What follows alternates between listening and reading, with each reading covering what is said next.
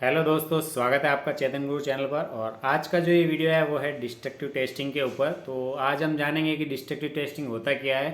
तो इससे पहले हमने जितने वीडियो देखे होंगे आपने वो नॉन डिस्ट्रक्टिव टेस्टिंग के ऊपर देखे होंगे, और आज का जो ये वीडियो है वो डिस्ट्रक्टिव टेस्टिंग के ऊपर है। तो चलिए जानते हैं कि डिस्ट्रक्टिव टेस्टिंग होता क्या है। तो डिस्ट्रक्टिव टेस्टिंग ये एक इंट्रोडक्शन है, इसमें आपको इंट्रोडक्शन देता हूँ कि जैसे कि नाम से पता चल रहा है destructive testing. Destructive testing means तोड़ने वाली टेक्निक्स।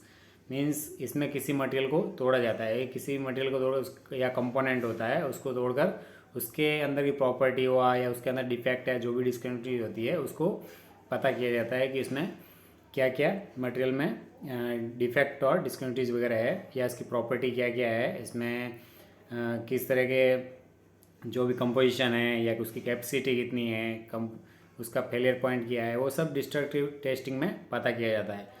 तो सबसे पहले आपको पता होना चाहिए कि कोई भी जो मटेरियल या कंपोनेंट्स होता है जो कंपनी में या कहीं यूज किया जाता है उस पर दो तरह की टेस्टिंग की जाती है। उसमें सबसे पहले एक नॉन डिस्ट्रक्टिव टेस्टिंग आती है जिसमें मटेरियल को तोड़े बिना उसका इंस्पेक्शन, एवोल्यूशन और जो भी मेथड्स है उस पर यूज किए जाते हैं। और दूसरा होता है डिस्ट्रक्टिव टेस्टिंग जिसमें मटेरियल को तोड़कर उसकी प्रॉपर्टी के बारे में, उसका हार्डनेस वगैरह, स्ट्रेंथ, कैपेसिटी, ये सब चेक किया जाता है। उसको डिस्ट्रक्टिव टेस्टिंग कहा जाता है। तो और ये जो डिस्ट्रक्टिव टेस्टिंग जो मेथड है, इसको करने के बाद जो भी कंपोनेंट या मटेरियल होता है उसका रीयूज़ नहीं किया जा सकता है। तो रीयूज़ मीन्स इसको वापस यूज़ नहीं कर सकते। और जो दूसरा नॉन डिस्ट्रक्टिव टेस्टिंग होता है वो मेथड करने के बाद में उसको वापस फिर से रीयूज़ किया जा सकता है। तो डिस्ट्रक्टिव टेस्टिंग में क्या पता किया जाता है, उसमें किसी भी मटेरियल का जो मेन एग्जैक्ट फेलियर पॉइंट है वो पता किया जाता है। मीन्स जो मटेरियल होता है उसका एग्जैक्ट फेलियर पॉइंट मीन्स उसकी कितनी कैपेसिटी है, या उसका हार्डनेस कितना है, उसका स्ट्रेंथ कितनी है, और जो भी मटेरियल कंपाउंड है उसका सब कुछ उसके बारे में, या केमिकल कंपोजिशन क्या है, वो सब कुछ उसको डैमेज करके उसको आइडेंटिफाई किया जाता है कि इसके अंदर क्या क्या इसकी प्रॉपर्टी है। तो ये डिस्ट्रक्टिव टेस्टिंग के अंदर आता है। और जबकि नॉन डिस्ट्रक्टिव टेस्टिंग में क्या होता है, मटेरियल को डैमेज नहीं किया जाता है और उसके अंदर जो भी डिफेक्ट डिस्कन्टिन्यूटीज होती है वो किसी मेथड द्वारा फाइंड करके फिर उसको रिमूव करते हैं। तो और उसको रीयूज़ किया जा सकता है, उसमें नॉन डिस्ट्रक्टिव टेस्टिंग मेथड में मटेरियल को फिर से रीयूज़ किया जा सकता है। चलिए इसके बारे में और जानते हैं कि डिस्ट्रक्टिव टेस्टिंग के बारे में। तो why use destructive testing, destructive testing का यूज क्यों किया जाता है। तो डिस्ट्रक्टिव टेस्टिंग का यूज़ जो है मोस्टली रॉ मटेरियल पर किया जाता है। मीन्स अगर कंपनी में कोई भी नया ऑर्डर मिलता है तो जो भी अगर उसका लार्ज मीन्स उसका बहुत ज़्यादा प्रोडक्शन होने वाला है तो उसके कुछ पार्ट्स को या कुछ मटेरियल को या कुछ कंपोनेंट्स को काट के उसका उसके ऊपर टेस्ट किया जाता है डिस्ट्रक्टिव टेस्टिंग। उसमें पता लगाया जाता है कि जो भी मटेरियल उसमें यूज किया जा रहा है रॉ मटेरियल, तो उसका फेलियर पॉइंट क्या है और उसका वीक पॉइंट क्या है, या उसकी फाइनल कैपेसिटी कितनी है। मीन्स उस पर प्रेशर देके स्ट्रेंथ से उससे टेंसाइल टेस्ट वगैरह जो भी इनसे मेथड आते हैं डिस्ट्रक्टिव टेस्टिंग में, उससे इम्पैक्ट टेस्ट हुए, जैसे ये सारे टेस्ट करके उसके मटेरियल की प्रॉपर्टी को चेक किया जाता है कि इसका वीक पॉइंट क्या है और उसकी फाइनल कैपेसिटी कितनी है। मीन्स जो भी जहाँ भी सर्विस में वो प्रोडक्ट यूज होने वाला है, तो इसलिए ये रॉ मटेरियल पर किया जाता है डिस्ट्रक्टिव टेस्टिंग।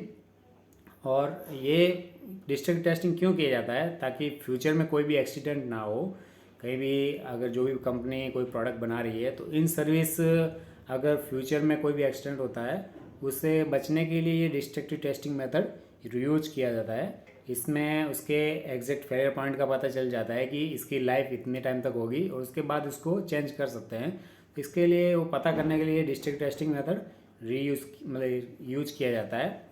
तो इसका मेन मकसद ये है कि फ्यूचर में किसी भी तरह का एक्सीडेंट ना हो और वो जो भी प्रोडक्ट बना रहे हैं उसका exact failure point, weak point या फाइनल कैपेसिटी आइडेंटिफाई की जाती है। इसके लिए डिस्ट्रक्टिव मेथड यूज किया जाता है ताकि सर्विस में या किसी भी तरह से उस प्रोडक्ट के अंदर प्रॉब्लम ना हो, या प्रॉब्लम होती है तो उसको पहले से ही पता कर सकते हैं इस डिस्ट्रक्टिव टेस्टिंग मेथड से, जो कि रॉ मटेरियल पर किया जाता है।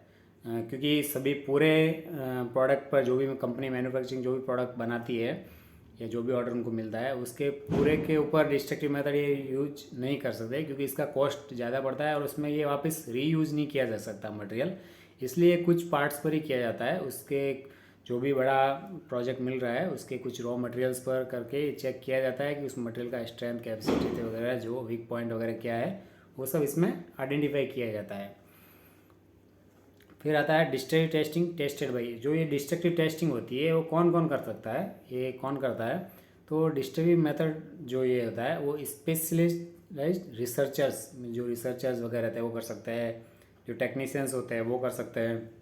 फिर क्वालिटी कंट्रोल एनालिस्ट, मीन्स इसके लिए एक स्पेशल क्वालिटी कंट्रोल एनालिस्ट होता है, वो कर सकता है। Chemistry and electric proper expert, फिर उसके बाद failure analysis expert, material scientist, metallurgical and polymer engineer. तो ये सब ये जो ऑथराइज्ड होते हैं ये पर्सन्स होते हैं जिनको एक्सपीरियंस होता है इनको अपने अपने फील्ड का।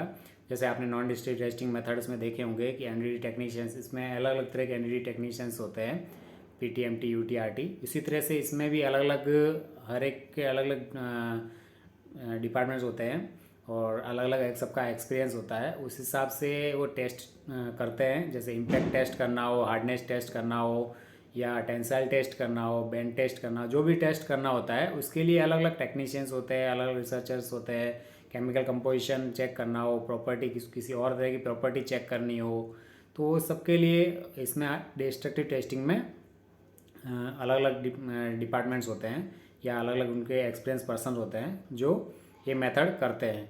ये मेथड बहुत कॉस्टली रहता है, तो इसका यूज़ बहुत कम किया जाता है। ये यूज़ तभी किया जाता है जब कंपनी में कोई बड़ा प्रोजेक्ट होता है और लार्ज प्रोडक्शन होता है, तब उसके कुछ रॉ मटेरियल पर ये टेस्टिंग करके चेक किया जाता है। और इसके लिए डिस्ट्रक्टिव टेस्टिंग बहुत कम यूज होता है, जबकि नॉन डिस्ट्रक्टिव टेस्टिंग मेथड इसलिए यूज़ किया जाता है क्योंकि उसमें मटेरियल का रीयूज़ कर सकते हैं और इसमें किसी मटेरियल का रीयूज़ नहीं किया जा सकता, इसलिए इस मेथड को कम यूज किया जाता है। और कुछ ही पार्ट्स पर इसको आइडेंटिफाई करने या प्रॉपर्टी चेक करने के लिए इसका यूज किया जाता है।